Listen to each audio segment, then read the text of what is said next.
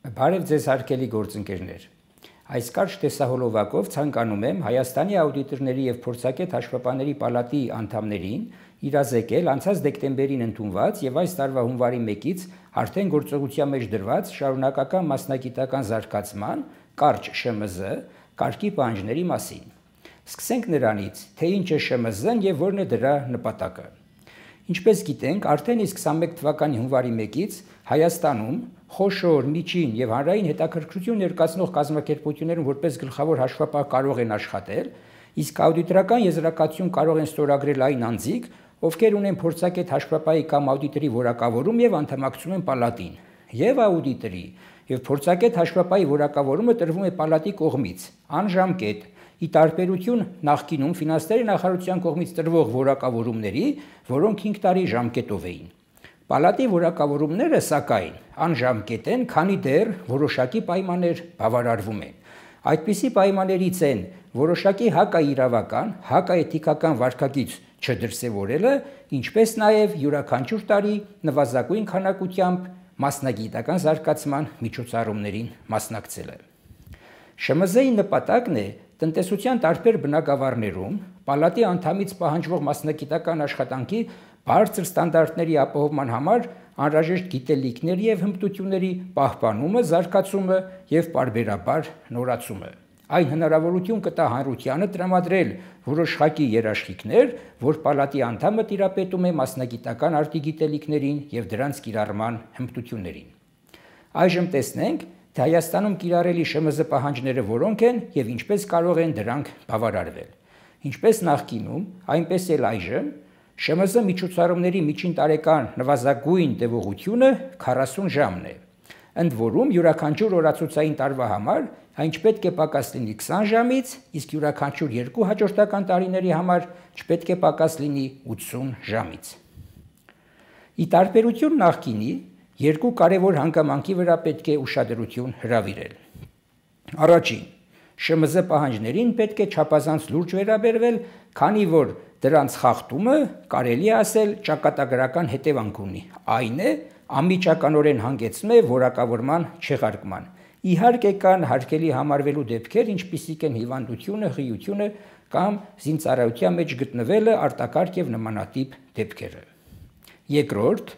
այժմ ավելի հստակ կարգավորված է, թե որ միջոցառումները կարող են համարվել ՇՄԶ եւ որոշակի տեսակների համար սահմանված են առավելագույն շեմեր։ Այսինքն, ցանկացած դասընթացի մասնակցելն ինքնին չի համարվի ՇՄԶ միջոցառման մասնակցություն։ Մանրամասնենք։ ՇՄԶ միջոցառումներ են համարվում մասնավորապես մասնագիտական դասընթացները, սեմինարները, խորհրդակցությունները, կլոր սեղանները, մասնագիտական գրքերի հետազոտությունների կամ հոդվածների պատրաստումը եւ այլն։ Այդ միջոցառումները կարող են անցկացվել ինչպես պալատի, այնպես էլ այլ կազմակերպությունների կողմից։ Պետք է նշել, որ բացի պալատի կողմից անցկացվող դասընթացների եւ սեմինարների գրեթե մնաց բոլոր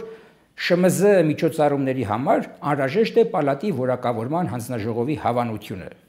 Հավանությունը ստանալու համար կարող են դիմել կամ միջոցառումն իրականացվող կազմակերպությունները, կամ էլ մասնակիցները իրենք։ Այդ նպատակով հանձնաժողովին անհրաժեշտ է ներկայացնել որոշակի տեղեկություններ, որոնք սահմանված են ՇՄԶ կարգով։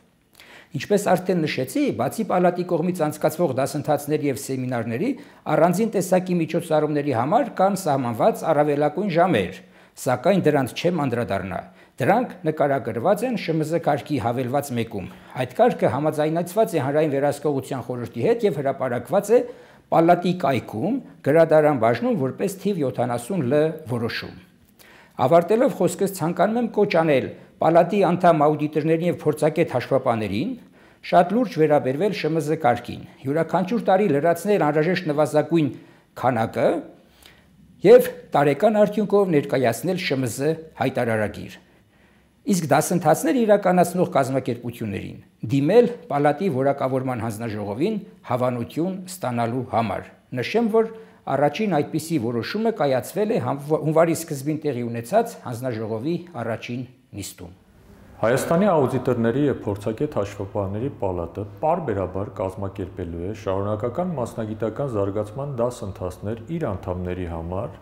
հաշվապահական հաշվառման, աուդիտի, հարկային օրենսդրության եւ մասնագիտության առնչվող տարբեր թեմաներով։ Շուտով պալատի անդամները իրենց էլեկտրոնային փոստերին կստանան